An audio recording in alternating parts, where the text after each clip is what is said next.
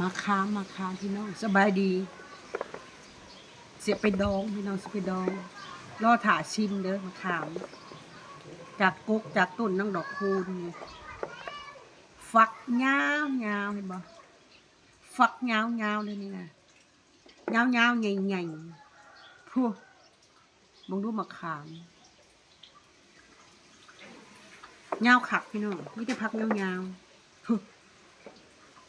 ทั้งยาวทั้งใหญ่นี่ชายาทั้งยาวทั้งใหญ่มาขามมะขามบอดี้โคนี่แต่ว่ามะขามยาว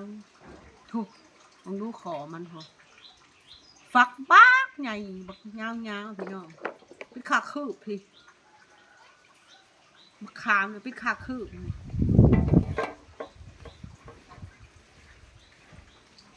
พูคือข่อยกับวันยาวไว้แล้วนี่ยังได้เลยนี่พูนมะขามสุดยอดฟักปักใหญ่อันนี้ก็ดีพอมึงดูเป็นตะออนซ้อนพี่น้องกระสิดองขาซิมเด้อพี่น้องเด้อใครเขาจะว่าอันต้มน้ำลวกเอานะเขากระสิลองสูตรนี่ลองเบิ่งกระสิแกะก็คือสิบไหวต้มน้ำลวกเอาต้มน้ำจักนาทีหนึ่งอย่างประมาณหม้อฟดๆแล้วก็เทลงไปแล้วก็แกะเอาสั่นลองชมเด้อพี่น้องจักหน่อยกำลังต้มน้ำเดี๋ยวสิเอามาให้เบิ่งมาเบิ่งมาชมนำกันนี่จะแสบว่าจะว่าผู้ขามเฮ้ย